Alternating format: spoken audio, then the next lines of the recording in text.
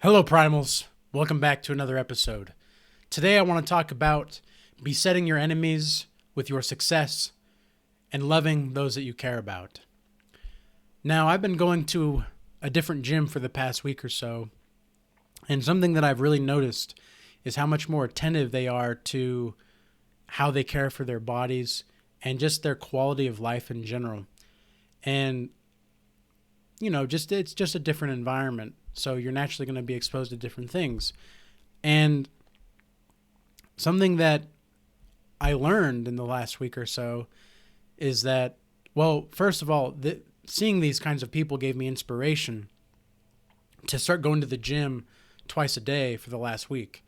And so I've been working out 3 to 4 hours a day and, working the bag, punching bag, lifting weights, running, ropes, pull-ups, new kinds of pull-ups that I've never done on like the rings thing, like the rings before, like that the Olympics people use. It's very cool. It's a very cool facility. I'm very grateful to have this opportunity. And so yeah, it did inspire me to start going to the gym more often and just really pushing myself. And yesterday at work, I was talking to some of my coworkers and they were asking like what I was doing this weekend, and I told them that I was probably just going to be working out. And they asked me some more questions about it, and I told them that yeah, for the last week, like I've been working out 3 to 4 hours a day. And one of the people there said like, "Oh, you need to rest. Like you need to rest." And I didn't say anything back, but all I thought to myself was, "You're right. We should keep sitting on the couch, watching Netflix, eating pizza and ice cream, and feeling a void inside instead. Yeah, that's what we should do." It amazes me how truly feminized our culture has become, to where we bend the nature of reality to try to fit this narrative of relaxation and laziness and just not caring about ourselves. And that's what I want to encourage is like, you know what? Like some people, you know what? You do you, man. You do you, but I don't want to be like that anymore. I used to be like 200 pounds at one point in my life. And I did not wake up that day and look myself in the mirror and think to myself, yeah, I'm really proud of who I am. I don't need anything. Like I'm great the way I am.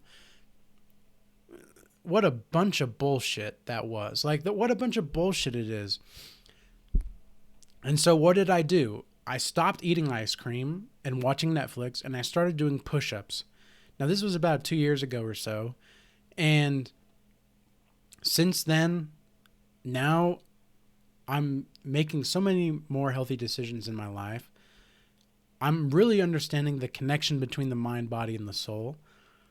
And I'm actively confronting adversity and suffering to learn about myself in the suffering and to remain focused and remain attentive in that suffering and really feel it. Really feel it. I don't think we get told enough to start feeling our pain. It's like, oh, you feel depressed and you feel anxious? Well, why? A lot of times people would just be like, and then they'll redirect the conversation or they'll just deflect accountability altogether. But I don't want to get lost in that. So if the person is actually saying like, well, this is why, well, that's a good start. You actually know what's going on. That's the big first step, right? And trusting that you can heal from it. And honestly, I think you can heal through excessive physical activity and meditation primarily. Those are the two ways that I think you can heal the most rapid. And the reason that physical activity is so good is because not only does it release endorphins, it increases your focus on the present moment. It inspires you to keep going when you see results after a while. Of course, it doesn't happen overnight, but you're going to keep going. And that's going to piss some people off. That's really going to piss some people off. Like this person at work. I don't know when the last time they've worked out. They haven't talked about it. They don't really seem like they work out a lot. And that's their prerogative. I'm not going to dock you for it, but what am I supposed to do? I'm supposed to just sit down and ignore reality and ignore the part where I was lazy and I was inconsiderate of my own self, my own needs, and my own wants? No, I'm not going to do that. I'm not that guy anymore. I've created a new person through working out. And no, I'm not some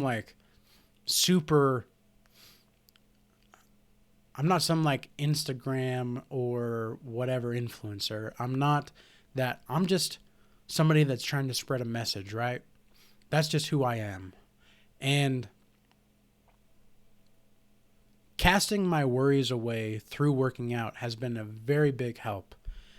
And what's really funny is that people are, when they start to see that you're not joking, two things are going to happen in my experience. Number one, they're going to really respect you and admire you for the progress that you've made. Or two, they're going to really want to pull you back and put you back into their box. And that, you have, in their mind, you're in a box.